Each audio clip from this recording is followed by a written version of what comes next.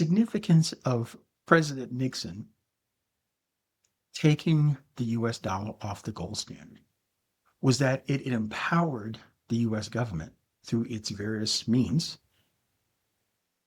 to print as much money as they wanted to. You are a country whose entire debt is in your own currency, and you control how much that currency exists. You're the sole producer of that currency. You can print as much money as you want, and your only limitation is whether or not the result of you printing that money causes inflation. On August 23rd, 1971, Lewis Powell published his famous Powell memo that he sent to the U.S. Chamber of Commerce. And this is where the story is going to really get good. Leading up to 1971, you had 21 years of some of the finest economic growth in U.S. history. After Lewis Powell writes his letter to the U.S. Chamber of Commerce, surprise, surprise, surprise, Richard Nixon, the next year, 1972, appoints him to the U.S. Supreme Court. And Lewis Powell goes on to be the leading corporatist jurist on the U.S. Supreme Court the rest of his life.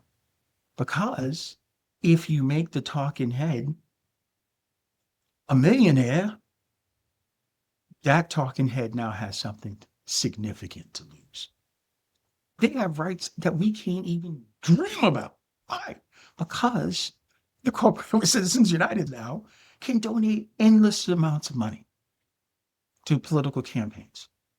When Slick Suit steps before the camera and tries to tell them some nonsense, they have an independent way to validate whether it makes sense what they're being told. That's critical thinking. So what he did was, which actually broke the law, but I guess as Nixon said, if the president does it, it must be legal. What Reagan did was he fired the air traffic controllers who were on strike. Fired them all. Well, I guess there's a new sheriff in town. And that set the death knell to American unionism. Great is good. And what great is good translates is the only stakeholder. This is why Wall Street was actually accurate. The only stakeholder now that matters is the shareholder. Apple is one of the most, profitable companies ever. How much does it cost them to make an iPhone? Seriously. And how much do they charge here in the United States? And Barack Obama and Senator McCain, both presidential candidates that year, suspended their campaigns to rush back to Washington to save the world. Nancy Pelosi, Senator McCain, Barack Obama, all voted to bail out Wall Street. That's why Bernanke's hair was on fire. That's why we had to bail them out, right? They set this whole thing up. Years in the planning, from 94 to 2004 to the 2005 bankruptcy law. The first case that exposes what they did is September 2008. That's how many years in advance these people planned to rip everyone off. Because anything that's not an 800 credit score and above has mortgage insurance, and no one is checking to see if the insurer can actually cover those defaults.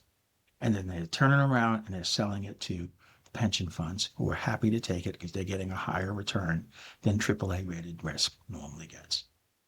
The great thing about us, the American people, is we smelt a rat. And we had our man. We just elected, yes, we can. We do have a system.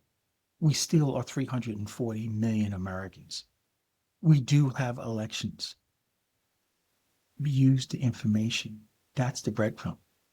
To hold power to account. Prove them wrong. Just because most of us have a nostril and a half underneath the waterline. Prove them wrong that you're not capable of holding them to account.